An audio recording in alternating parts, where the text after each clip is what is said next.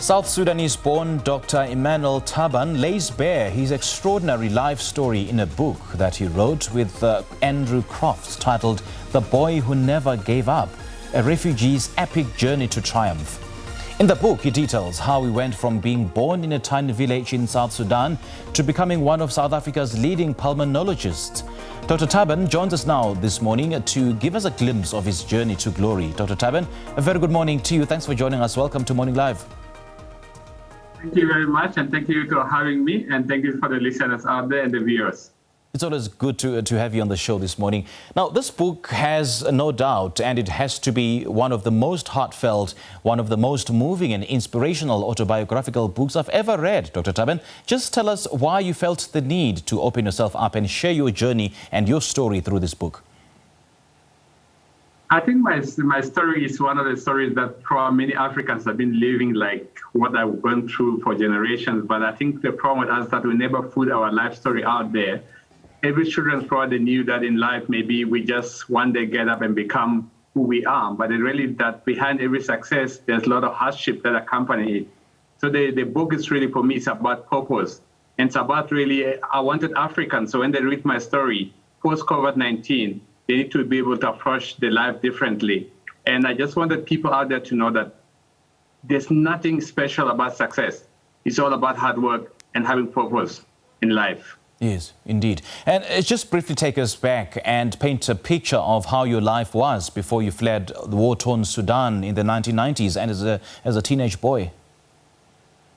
I think my life in that particular moment in South Sudan, despite all the poverty and adversity, I was a happy child. I always mention that, and that's because that's all that I knew in my life, despite growing up in a place where in a mud house with no toilet, no amenities whatsoever. It was like living the Stone Age time in Africa. And I did a little couple of times that Africa is a rich country where the most poorest people live. The reason that because we can't see how rich our continent is, how rich our country is, we only live based on what the adult world has exposed us to. And that particular moment during my life, I was very happy. I was able to go to school, though the standard was not very good. I had enough nutrition, you know, and that's for me, that was how life it was. So I was very happy in Lokaround, the village where I grew up. Mm-hmm. And one of the most important things that, I was a fatherless child. My mother was divorced before I was born. And that's probably one of the major issues in my growing up, that maybe what I miss most, I wish I was having a father. And we all know very well that even as South Africa is concerned, 60% of the children are fatherless. And I think for me, that was a painful reality. And that's actually what motivated me to write the book, that we need to take responsibility and become fathers for our children and for our generation of offspring. We need to mentor them.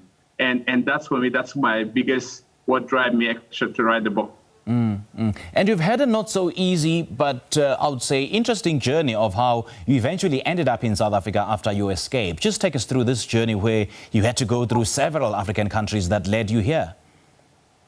I think I was arrested in South Sudan at the age of 14, then was in prison, then I converted to Islam.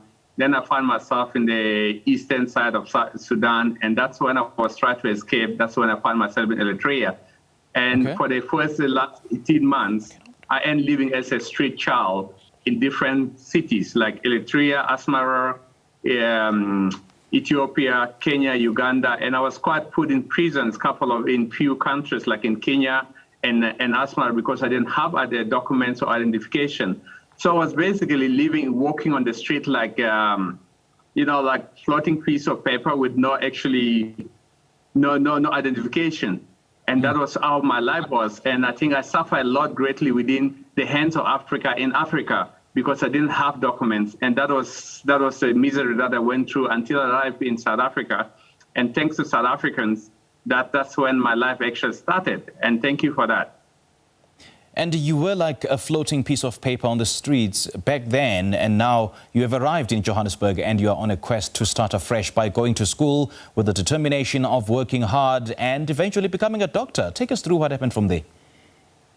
Yeah, so when I arrived in South Africa, I only did about 5 years of school in total, and I did quite a lot of work. I worked as a gardener for Comboni's missionaries, which I did exceptionally well, and they actually want to retain me as a long-term to become a gardener in their field. And I just thought maybe my strength was lying more on the study, on the academics than actually on being a gardener. And they gave me an opportunity to go to school. And I went to one of the schools in next to Bad Plus called Sheep Jail High School. And I did standard 9 and 10. And initially I passed with about 57%. However, I couldn't get into medicine or engineering that particular moment.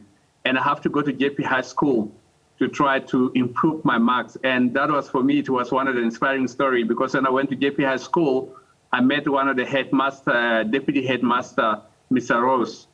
And they had really, I didn't meet the criteria extra to be in JP High School. Number one, I was older. I was 20 years that time, and they take children only from grade 7, standard 7 and 9 and 8.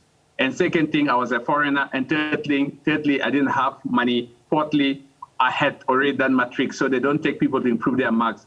But for whatever reason, Master Ross decided to take me to A class to do actually repeat matric. And I remember very well that actually the matric was full of the people with colors, wearing white jacket, based on academic, and most of the kids were white. There were 2 of us black students. And all of them were not very impressed that the black guy now is coming to the A class and he doesn't deserve to be there. And that's when the teacher actually decided to disclose my story to everybody, why they think that I should be given an opportunity to repeat my matric. And that's what changed my life.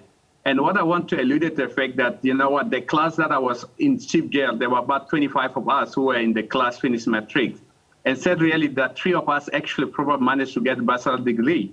And my concern is that the 22, their lives has gone all into almost waste to nothing. Most of them are security guards. Most of them are jobless out there. Mm-hmm. And that's for me, Spain, it's a reality about Africa. I was lucky to get an opportunity to repeat my matric at JP High School, but those who didn't have that determination or courage, their lives have not changed at all. And that's our sad reality about Africa. And from being suspected of being a spy to being tortured by the military to converting to Islam, speak to us about how these experiences shaped you into becoming the person that you are today. I think that being arrested at the age of 15 and then being in prison, being tortured with no food, torturing is something that is so painful. Your hands have been like with the bamboos between your hands, and then they're squished. You scream for pain. You know, it's one of the terrible experiences that I encounter in South Sudan. And that's why, you know, you get to know that humans are very cruel to one another. Sure. And that, for me, that was the worst experience in my life. Sure. And I would not wish anybody whatsoever to go through those experiences again.